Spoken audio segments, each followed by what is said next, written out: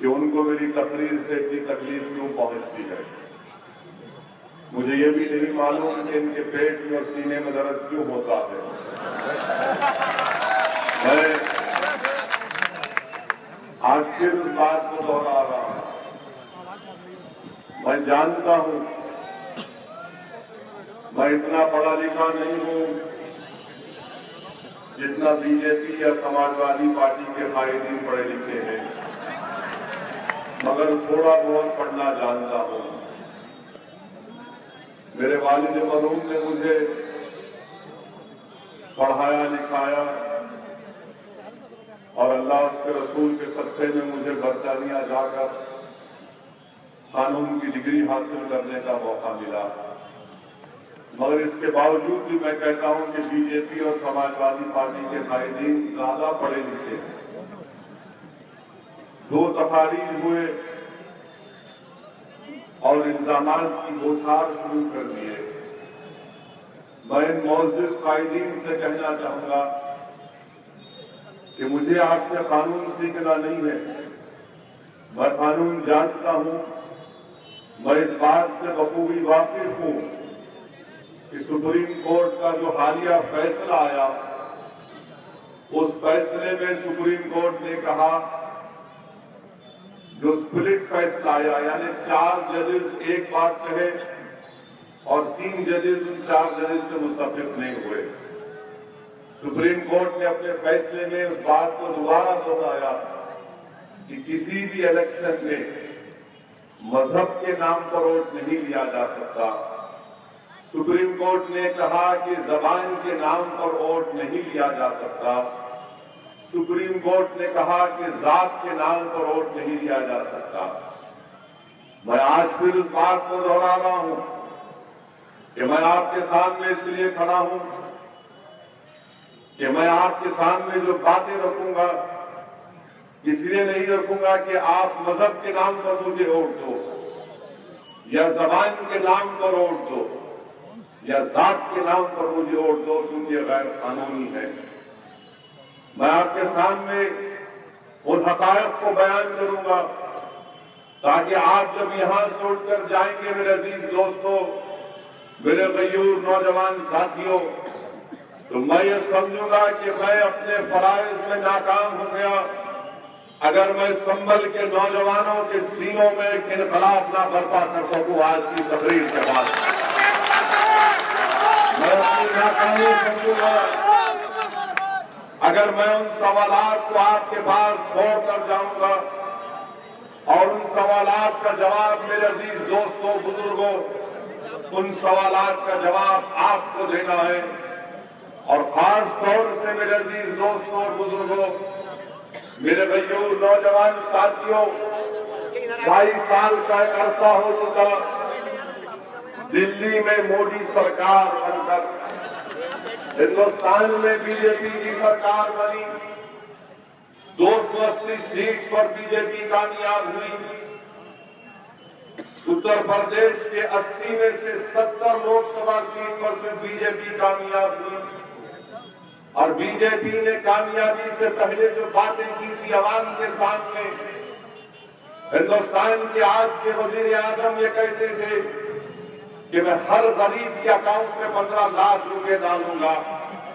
میرے بھائی آپ میری اس بات کی تصدیق کریے، کیا مودی نہیں کہتے تھے کہ 15 لاکھ آپ کے اکاؤنٹ میں ڈالیں گے؟ 2.5 سال ہو گئے. ہندوستان کے وزیر اعظم سنبھل کی عوام جاننا چاہتی ہے کہ 15 لاکھ کہاں گئے، کدھر گئے 15 لاکھ کو؟ تو ہندوستان کے وزیر اعظم کے پاس سے کوئی جواب نہیں آتا. ہندوستان کی غریب عوام یہ سمجھ رہی تھی کہ بی جے پی کامیاب ہوگی تو ہر غریب کے اکاؤنٹ میں 15 لاکھ روپے آئیں گے، مگر 15 لاکھ روپے نہیں آئے، وہ غائب ہو گئے. پھر اس کے بعد ہندوستان کے وزیر اعظم نے کہا تھا، ایک ہندی ٹی وی چینل میں انڈیا ٹی وی کے رجت شرما کے ساتھ مسٹر مودی نے کہا تھا، کیونکہ کل انڈیا ٹی وی چینل پر مجھے بھی دکھایا گیا اس لیے اس کا بھی جواب آج ہی دے رہا ہوں. مودی نے کہا تھا کہ پاکستان کو جواب جو ہے بریانی سے نہیں دیا جائے گا بلکہ منہ توڑ جواب دیا جائے گا. ہندوستان کے وزیر اعظم ہم آپ سے پوچھنا چاہتے ہیں کہ اس سال 2016 ختم ہونے تک آپ کے سرجیکل سٹرائک کے بعد جس کا ہم نے خیر مقدم کیا، سرجیکل سٹرائک کے بعد ہندوستان کی فوج کے 27 بہادر سپاہی مارے گئے۔ بتاؤ ہندوستان کے وزیر اعظم آپ نے کون سا منہ توڑ جواب دیا؟ نگورٹا کے آرمی کے بیس میں میرے نوجوان ساتھیوں، پاکستان سے دہشت گرد سرحد کراس کر کے جموں شہر میں آتے ہیں اور جموں شہر کو کراس کر کے آرمی کے کیمپ میں گھس کر ہمارے بہادر سپاہیوں کی جان دے دیتے ہیں۔ ہندوستان کے وزیر اعظم کے پاس اس کا کوئی جواب نہیں ہے۔ مودی سرکار کے پاس کوئی فارن پالیسی کی پالیسی نہیں ہے۔ ان کی پالیسی یہ ہے کہ افغانستان سے جب نکلتے وقت کسی نے کان میں مودی سے کہا کہ مودی جی نواز شریف کے پاس کھانے کی دعوت ہے، تو مودی نے کہا میں بھی پہنچ جاتا ہوں، کچھ کھا لوں گا۔ لاہور پہنچ گئے، لاہور پہنچ کر نواز شریف کے گھر میں شادی تھی، ہندوستان کے وزیر اعظم وہاں پہنچ گئے۔ لاہور کی ایئرپورٹ پر جو ٹی وی کے نظارے آپ اور ہم نے دیکھے، کیا دیکھا کہ ہندوستان کے وزیر اعظم نواز شریف کا ہاتھ پکڑ کر ایسا جھوم جھوم کے چل رہے تھے کہ اتر پردیش کے کسی ایک بڑے میلے میں تو بھائی کھو گئے تھے، 25-30 سال کے بعد لوگ ملے تھے، ہاتھ پکڑ کر مسکرا کر چل رہے تھے۔ ایسا لگ رہا تھا کہ دیکھو دو بھائی مل گئے، مگر وہ نواز شریف اپنی شرافت دکھا دیے اور پھر ہمارے آرمی کے کیمپ میں ایئر فورس کے بیس میں دہشت گردوں کو بچا دیے۔ ہندوستان کے وزیر اعظم صرف باتیں کرنا جانتے ہیں۔ سرجیکل سٹرائک کا نام تو لیا، سرجیکل سٹرائک بھی ہوا، مگر اس کے بعد آج بھی دہشت گرد ہماری سرحدوں کو کراس کر کے آ کے ہمارے سپاہیوں پر حملہ کرتے۔ ہماری مودی سرکار کے پاس فارن پالیسی نام کی کوئی چیز نہیں ہے۔ 2.5 سال میں ہم نے کیا دیکھا میرے عزیز دوستو؟ یہ وعدہ کیے تھے سب کا ساتھ، سب کا وکاس کی بات کرتے تھے، مگر جب بات آئی علی گڑھ مسلم یونیورسٹی کے اخلاقی کردار کی تو بی جے پی کی سرکار مکر گئی۔ سب کا ساتھ، سب کا وکاس کی بات نہیں کرتے تھے۔ ہندوستان کے وزیر اعظم نے کہا تھا کہ میں مہاتما گاندھی کو مانتا ہوں، مگر ہندوستان کے عوام کو 2.5 سال کے بعد معلوم ہوا کہ ہمارے مسٹر مودی اب باپو مودی بن گئے، خود چرخا لے کر بیٹھ گئے کہ اب میں مہاتما بن گیا۔ آپ اندازہ لگائیے، مہاتما موہن داس کرم چند گاندھی، بابا قوم جس کو کہتے ہیں، ان کی تصویر کے ساتھ ہمیشہ چرخا ہوتا، تو ہندوستان کے وزیر اعظم نے کہا کہ نہیں، موقع اچھا ہے، میں اب مہاتما گاندھی کو ریپلیس کر دوں گا۔ حد تو یہ ہو گئی کہ بی جے پی کے ہریانہ کے منسٹر نے کہا کیونکہ باپو کے مہاتما گاندھی کے نام سے کھادی کا کپڑا نہیں دکھ رہا تھا، جب سے مودی کا نام لگا کھادی کا کپڑا دکھ رہا ہے، اور یہاں تک کہہ دیا کہ اب ہم نوٹوں میں مہاتما گاندھی کی تصویر کو نکال دیں گے۔ جب بہت زور و شور ہوا تو اس کے گھنٹے کے بعد منتری جی کا دماغ ٹھکانے آیا، مودی کی محبت نکلی اور ان کو خیال آیا کہ اگر ایسا ہی بولوں گا تو لوگ بولیں گے کہ پھر وہ کون تھے جنہوں نے مہاتما گاندھی کو مارا تھا۔ میرے عزیز دوستوں اور بزرگوں، 2.5 سال میں بی جے پی کی سرکار ہر محاذ پر ناکام ثابت ہوئی۔ بی جے پی نے ہندوستان کے عوام سے وعدہ کیا تھا کہ ہر سال 1 کروڑ لوگوں کو نوکریاں ملیں گی۔ 2.5 سال میں 2.5 کروڑ ہندوستانیوں کو نوکریاں ملنا تھا۔ آپ کو جان کر حیرت ہوگی کہ صرف 1.5 لاکھ نوجوانوں کو نوکریاں پورے ہندوستان میں ملی، جبکہ اس ملک میں 60% آبادی 35 سال کی عمر کے نوجوانوں پر مشتمل ہے۔ ہندوستان کے وزیر اعظم ہر محاذ پر ناکام ثابت ہوئے۔ میں آپ کو یاد دلانا چاہتا ہوں کہ ہندوستان کے وزیر اعظم اتر پردیش میں پارلیمانی الیکشن میں انتخابی مہم چلا رہے تھے، تو وزیر اعظم کا ایک معمول بن چکا تھا کہ عوام کو دیکھتے ہی کہتے بھائیوں بہنوں اچھے دن، تو عوام کے پاس سے آواز آتی آئیں گے۔ مگر اگر آج اتر پردیش میں مودی جا کر یہی بات کہیں گے بھائیوں بہنوں اچھے دن، تو عوام پکار کر کہے گی کہ خدا کے لیے 500,000 واپس کر دے ہمارے۔ آج ہندوستان کے وزیر اعظم نے میرے عزیز دوستوں اور بزرگوں نوٹ بندی کے نام پر تباہی اور بربادی مچا دی۔ ہمارے وزیر اعظم نے کہا کہ میں نے 500,000 کو غائب کیا، غریب آرام کی نیند سو رہا ہے اور پیسے والا نیند کی دوا کھا رہا ہے۔ ہم ہندوستان کے وزیر اعظم سے پوچھنا چاہ رہے مودی جی، نوٹ بندی تو آپ کیے مگر سنبھل میں بی جے پی زمین کیسا خریدی؟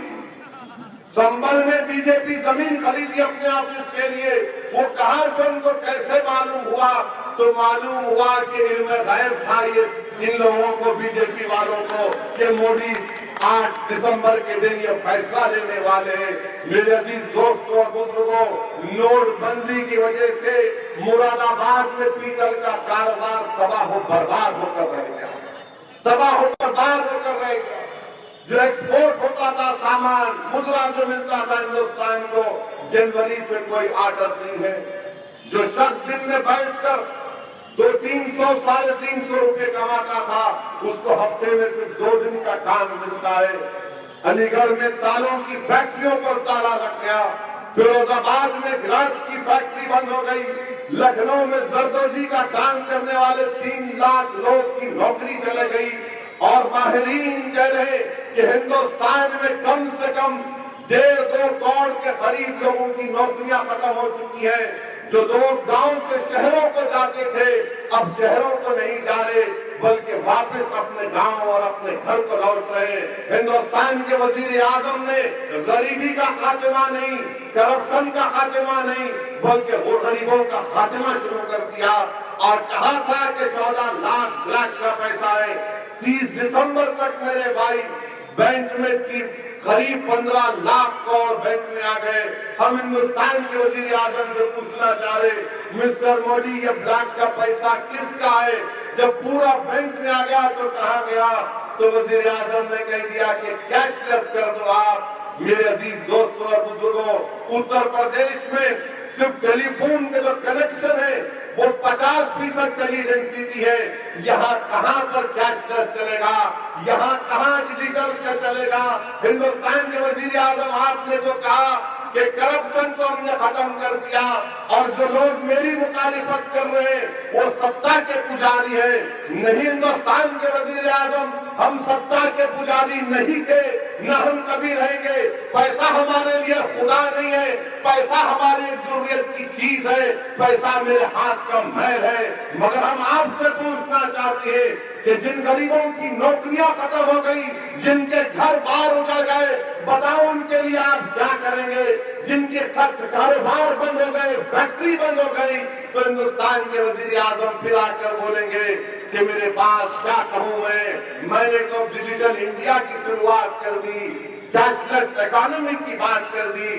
تو معلوم ہوا کشمیر میں بی ایس ایف کا سپاہی ایک ویڈیو ڈال کر ہندوستان کے وزیر اعظم کو کرپشن کا آئینہ دکھا دیا، اور کہا سنو ہندوستان کے وزیر اعظم، صبح ناشتے میں یہ روٹی ملتی ہے اور یہ دال ملتا ہے جس میں نہ نمک ہے نہ کچھ ہے۔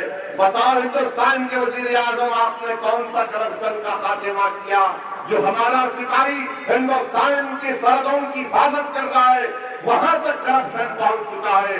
میرے عزیز دوستوں اور بزرگوں، ہمارے وزیر اعظم کے پاس کچھ نہیں ہے۔ 31 دسمبر کے دن تقریر کیا شام میں 7 بجے، اور کہا کہ جتنے پریگننٹ عورتیں ہیں میری حکومت ان کو 6,000 روپے دے گی۔ ہندوستان کے وزیر اعظم نے کل ایک بیان دیا، تقریر میں کہا کہ سیاست میں ہنسی مذاق ہونا چاہیے، سیاست میں ہنسی مذاق ہونا چاہیے۔ تو اس پر مجھے مودی جی ایک مذاق یا لطیفہ یاد آیا۔ میں امید کرتا ہوں کہ بی جے پی کے چاہنے والے اس پر غصہ نہیں کریں گے۔ یہ ایک لطیفہ ہے، ہندوستان کے وزیر اعظم جب ریاض گئے تھے، جہاں پہ ہمارے ندیم بھائی رہتے ہیں، وہاں ریاض گئے، سعودی عرب حکومت نے ان کا بڑا استقبال کیا، اچھا کیا، اور اس کے بعد موڈی جی ریاض میں ایک توپ کو دیکھیں، بڑی توپ 20 فیٹ کی توپ. تو ہمارے وزیر اعظم جہاں کہیں جاتے بڑے گہرائی سے مطالعہ کرتے ہر چیز کا.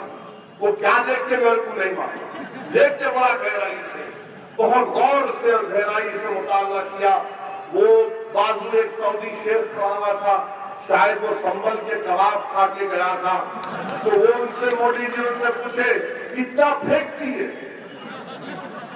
تو وہ سعودی شیخ بولا واللہ تم سے کم پھینکتی ہے. یعنی آپ اعلان کر دیے 21 دسمبر کو کہ میں ہر پریگننٹ عورت کو 6,000 روپے دوں گا، جبکہ 2013 میں پارلیمنٹ میں قانون پاس ہوا 2013 سے 6,000 روپے ہر پریگننٹ عورت کو دیے جانے چاہیے. مگر ہمارے وزیر اعظم بولے بھائیوں میں نے کر دیا. اب آپ مہاتما گاندھی کا بھی رول دیکھیے. اللہ کا شکر ہے کہ تاج محل پہلے بن گیا، اللہ کا شکر ہے کہ لال قلعہ پہلے بن گیا، ورنہ موڈی جی بولتے وہی بنایا. ہر چیز کو بس میں کر دیا، میں کر دیا، میں کر دیا.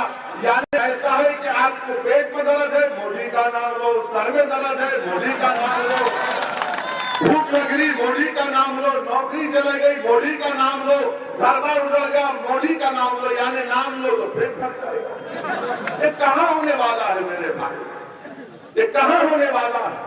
مگر ہندوستان کے وزیر اعظم سمجھتے ہیں کہ میں ہی ہیرو ہوں اور میں ہی سب کچھ کر سکتا ہوں. ہم ہندوستان کے وزیر اعظم سے کہنا چاہ رہے کہ آپ ذرا جو باتیں کرتے تھے سب کا ساتھ سب کا وکاس، اور ہم ان لوگوں سے بھی پوچھنا چاہ رہے کہ بھائی صاحب آپ میری تقریر پر بڑے بڑے ناراض ہو جاتے ہیں. کل کولکتہ میں موہن بھگوت نے جو تقریر کے الفاظ اپنی زبان سے دہرائے، اگر سنبل کی مبارک سرزمین سے اسد الدین اویسی ان الفاظ کو دوہرا دے گا تو بتاؤ ہندوستان کے پورے ٹی وی چینل 48 گھنٹے تک خالی میری فوٹو دکھائیں گے، دیکھو یہ بولا یہ بولا یہ بولا. مگر کیونکہ موہن بھگوت بولے اس لیے کچھ نہیں بولیں گے. کیوں ڈرتے موہن بھگوت سے تم؟ جب اویسی کہتا ہے تو تم دکھاتے ہو کہ دیکھو یہ بولا. ہاں میں بولوں گا ضرور، کیونکہ 65 سال سے ہم تمہاری بات سن کے آئے، اب اور تمہاری بات نہیں سنیں گے. اگر میرے الفاظ سے ان ظالموں کے کان چبتے ہیں تو تیار ہو جاؤ. جب تک اسد الدین اویسی زندہ ہے حق کو بیان کرے گا اور تم کو حق سننا پڑے گا، کیونکہ 70 سال تک تم لوگوں کو ہمارے مسائل کوئی نہیں سناتا تھا، اور چمچا گیری کرنے والے، تمہارے پیر کاٹنے والے، تمہاری چپل اٹھانے والے تھے. آج نہ ہم تمہارے سامنے سر جھکائیں گے، نہ تمہاری چپل اٹھائیں گے، نہ تمہاری پارٹی سرٹیفکیٹ لیں گے. آج انشاءاللہ تعالی اللہ نے ہم کو اتنی خود اعتمادی دی ہے کہ ہم اپنے خود پر لڑیں گے، کامیاب ہوں گے، بی جے پی سے مقابلہ کریں گے انشاءاللہ.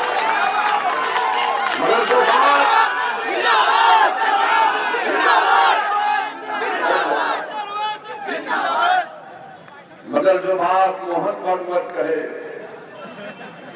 دکھاؤ نا بھائی. آپ کو کیا خالی ایک ہی دیوانہ ملا ہندوستان میں؟ صرف ہم سے ہی محبت ہے ان کو. اللہ کے کرم سے میں شادی شدہ ہوں، آپ پیچھا دکھائیں گے مجھے، اور ماشاءاللہ سے ایک میں ہی پریشان ہوں. جو شادی نہیں کرے ان کو نہیں دکھاتے، وہ جو بول دیے وہ نہیں دکھائیں گے. نہ موڈی جی نہ بی جے پی کے لوگ تبصرہ کریں گے. موہن بھگوت کلکتہ میں بولتے ہیں نشانہ کہاں پر ہے ان کا، نشانہ کہاں پر ہے، کس کو پیغام دے رہے ہیں، یہ آپ بہتر طریقے سے جانتے ہیں.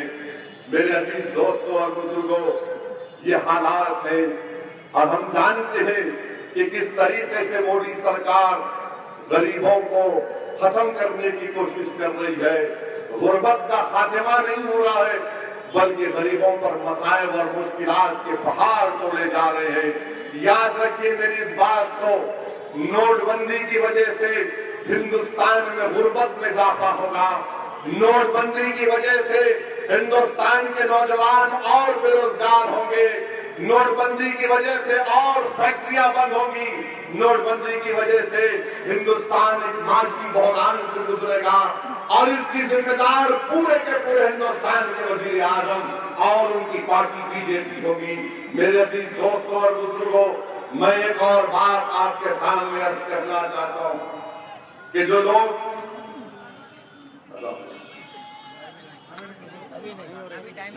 یہ کہتے ہیں کہ اویسی بھڑکاؤ بھاشن دیتا، کہ اویسی اس طرح کی بات کر کے چلے جاتا، سنو مجلس اتحاد المسلمین کی کیا پالیسی ہے، مجلس اتحاد المسلمین کیا چاہتی ہے۔ مجلس اتحاد المسلمین ایک سماجی اور معاشی انصاف کے لیے جدوجہد کر رہی ہے۔ میں ایک سماجی اور معاشی انصاف کے لیے جدوجہد کر رہا ہوں۔ اس میں کون سے بھڑکاؤ بھاشن ہے؟ کیا سماج میں سب نہیں آتے؟ میں ایک سماجی معاشی انصاف کے لیے جدوجہد کر رہا ہوں۔ میں خیالات کی آزادی کے لیے جدوجہد کر رہا ہوں کہ میرے خیالات بی جے پی سے مختلف ہوں گے تو اس کے باوجود بھی کوئی مجھے ہندوستان کا غدار نہیں کہے گا۔ میں خیالات کی آزادی کے لیے جدوجہد کر رہا ہوں۔ بتاؤ مجھ سے اختلاف کرنے والوں میرے سوال کا جواب دو، اس میں کون سی غیر قانونی بات ہے؟ تیسری بات کہ عبادات اور عقیدے میں ہم لوگ اس پر کار فرما رہے، اس پر قائم رہے، اس کے لیے جدوجہد کر رہا ہوں۔ بتاؤ اس میں کیا بری بات ہے؟ کیا بری بات ہے اس میں؟ چوتھی بات یہ ہے کہ ہماری تہذیب، زبان اور رسم الخط کے تحفظ کے لیے جدوجہد کر رہا ہوں کہ ہم اپنی تہذیب کو نہیں بچائیں گے، کہ ہم اپنی زبان کو نہیں بچائیں گے، کہ ہم اپنی رسم الخط کا تحفظ نہیں کریں گے۔ جب مجلس سے کہتی ہے تو بتاؤ اس میں کون سی غیر قانونی بات ہے؟ پانچویں بات یہ کہ عدم مساوات کو کم کرنا، انیکوالٹیز کو کم کرنا، یہ کون سی بری بات ہے؟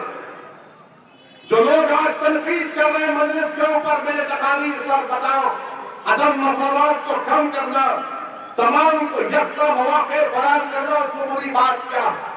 مگر ہر کوئی یہ کہتا ہے اور پھر ہر کسی کی بات سنی جائے۔ ہندوستان کے وزیر اعظم سمجھتے کہ صرف میری بات سننا، مہینے میں ایک مرتبہ ہر اتوار کو آ جاتے من کی بات، بس ان کی بات سننا اور لوگ سمجھنا کہ بس بول دیے۔ نہیں میرے عزیز دوستو، جمہوریت میں ہر کسی کی بات سننا سنی جائے، اس کے لیے مجلس جدوجہد کر رہی ہے، اور مجھے پورا یقین ہے ہندوستان کے دستور پر، اس لیے کہ ہندوستان کا دستور مجھے مذہبی آزادی کی اجازت دیتا ہے، اظہار خیال کی آزادی دیتا ہے۔ مجلس اتحاد المسلمین اور سعودی اویسی کو ہندوستان کے سنویدھان پر پورا یقین ہے، اور سماجی، معاشی اور سیاسی انصاف ملنا چاہیے۔ یہ کون سی بری بات ہے؟ سماجی، معاشی اور سیاسی انصاف ملنا یہ کون سی بری بات ہے؟ اور میری جدوجہد کیا ہے کہ دستور کے مقاصد کو حاصل کرنا، ہندوستان کے دستور کے مقاصد کو حاصل کرنا، ان مقاصد کا حصول کرنا عوام کے لیے، اس میں بری بات کیا ہے؟ بتاؤ اس میں بری بات کیا ہے؟ کل سے ٹی وی پر دکھا رہے میرا باجا بجا رہے، بجاؤ آپ، میں شادی نہیں کروں گا، میرا باجا بجائے بس دکھا رہے، بولا اور اسی بولے، مجلس کے پلیٹ فارم سے بولے۔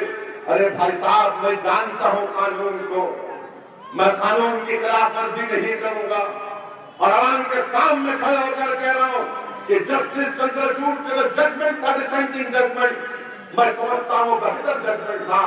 جسٹس چندرچوڑ نے کہا کہ اظہار آزادی کو سیاست میں ختم کیا جائے گا تو ہندوستان کی جمہوریت ایک ایبسٹریکٹ رہ جائے گی۔ میں سلام کرتا ہوں جسٹس چندرچوڑ کو، مگر اس کے باوجود بھی سپریم کورٹ کا فیصلہ ہے، میں اس کی عزت کرتا ہوں۔ اور میں آپ سے کیا کہہ رہا ہوں میرے بھائی، میں آپ سے ان لوگوں سے ووٹ مانگنے کے لیے آیا ہوں، میں کس سے ووٹ مانگنے کے لیے آیا ہوں؟ جو کسی بھی سیاسی آقاؤں کے چیلے نہیں ہیں۔ آپ کسی بھی سیاسی آقا کے چیلے ہیں تو مت دیجیے ووٹ مجھے۔ میں آپ کو آزاد بنانا چاہتا ہوں، میں آپ کو لیڈر بنانا چاہتا ہوں، میں آپ کو طاقتور بنانا چاہتا ہوں، میں آپ کو ہندوستان کے طاقت کا روپ میں دیکھنا چاہتا ہوں۔ ہم نے برسوں سے ان کو لیڈر بنایا، کن کن کو لیڈر بنایا، کہاں کہاں سے اٹھا کر آسمانوں کی بلندیوں پر پہنچا دیا، جو गुमनाम थे उनको हमने नाम वाला बना दिया, मगर सोचो थोड़ी देर के लिए हमने क्या हासिल किया। आज आपको हासिल करना है मेरे अजीज दोस्तों और बुजुर्गों। हिंदुस्तान की जमहूरियत है और जब तक आप अपनी आवाज और अपने नुमाइंदों को पार्लियामेंट असेंबली में नहीं भिजाएंगे, आपके मसाइल नहीं हल होंगे मेरे भाई, आपके मसाइल नहीं हल होने वाले। याद रखो मेरे गैयूर नौजवानों, मेरी तकारीर के अल्फाज सुनकर जज्बात में आने के बजाय या अपनी आंखों में आंसू लाने के बजाय मैं तुमसे कह रहा हूं नौजवानों कि अभी आंसू लाने का वक्त नहीं है।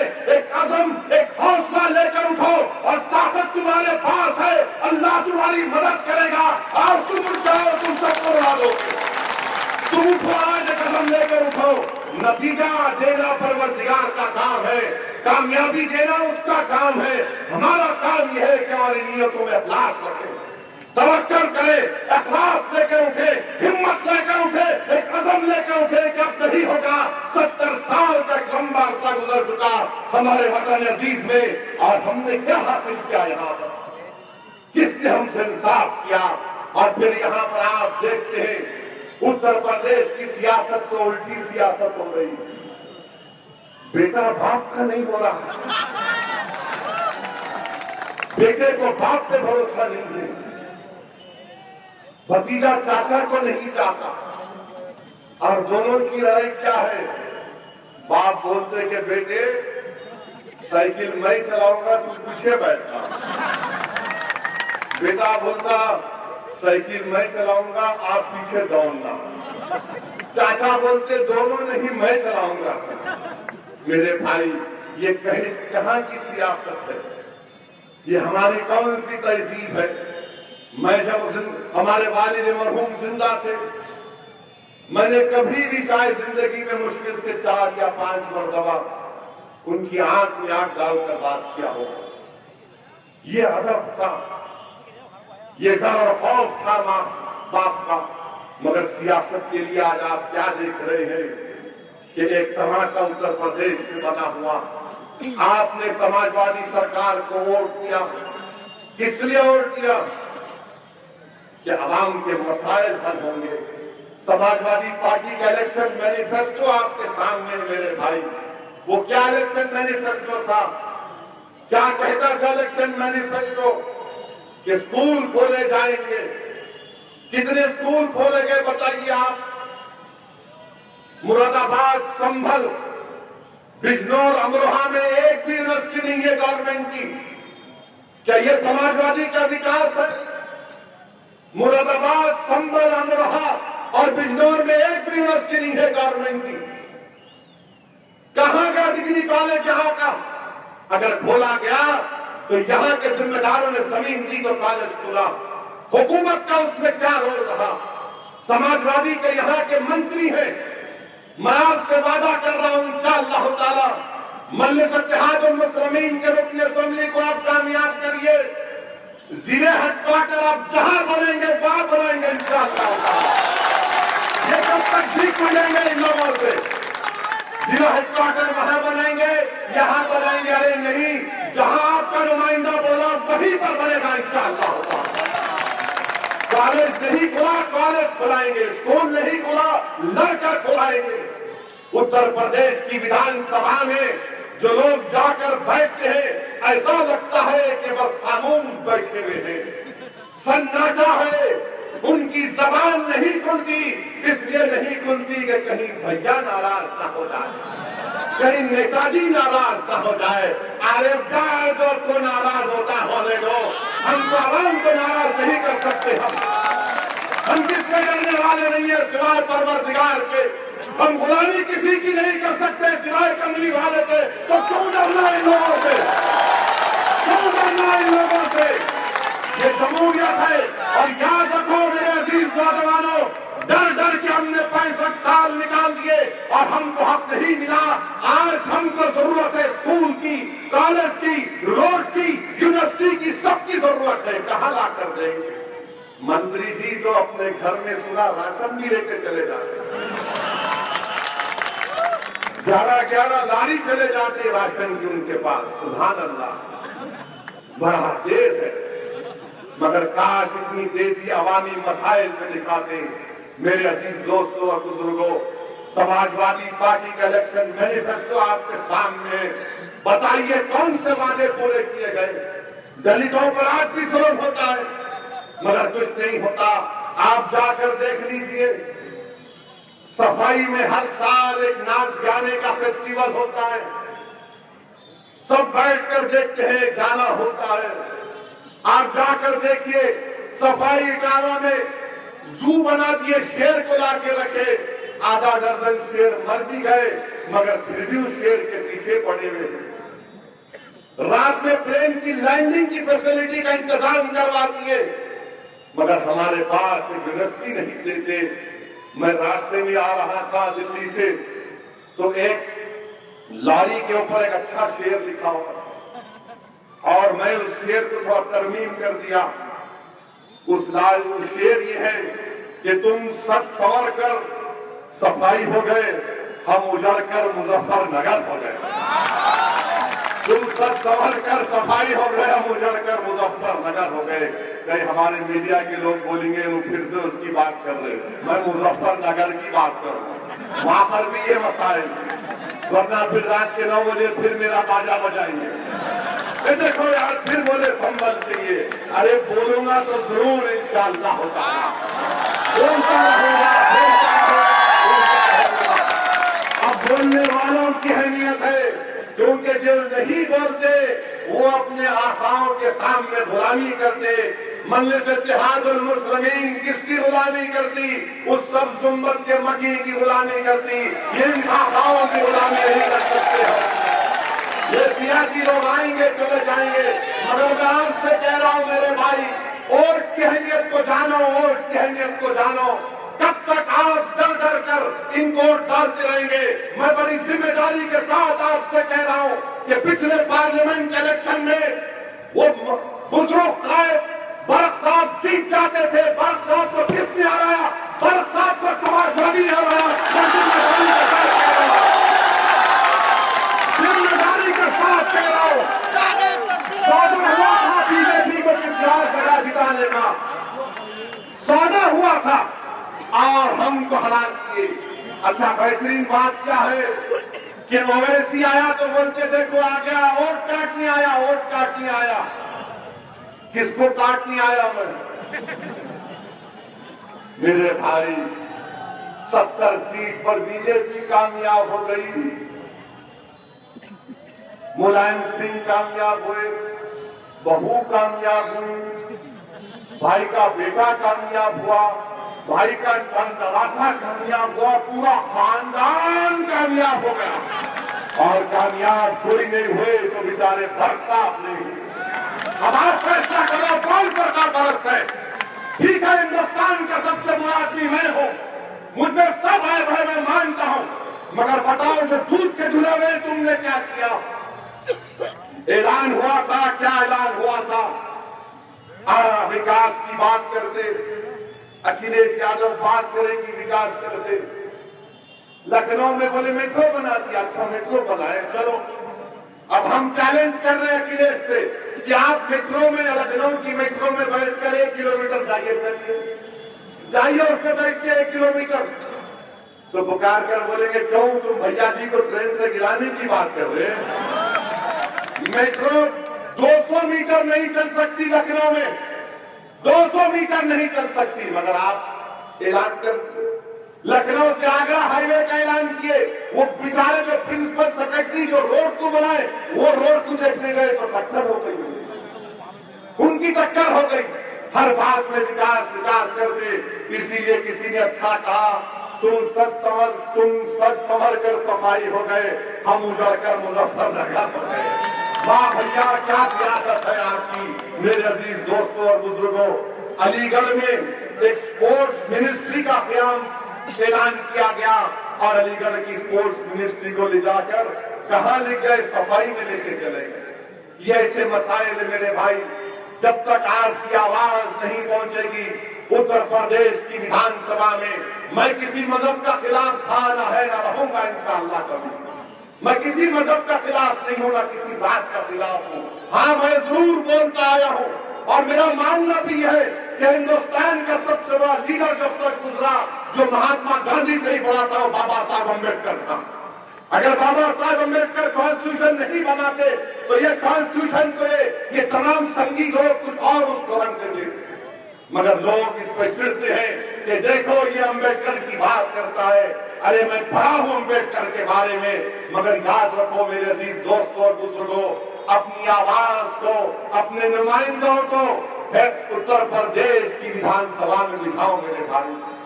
لوگ آپ سے پوچھیں گے، لوگ مجھ سے بھی سوال کرتے آ کے کہ اویسی صاحب اگر اتر پردیش سے آپ کے 8-10 MLA اگر کامیاب ہو گئے تو انشاءاللہ کیا ہوگا؟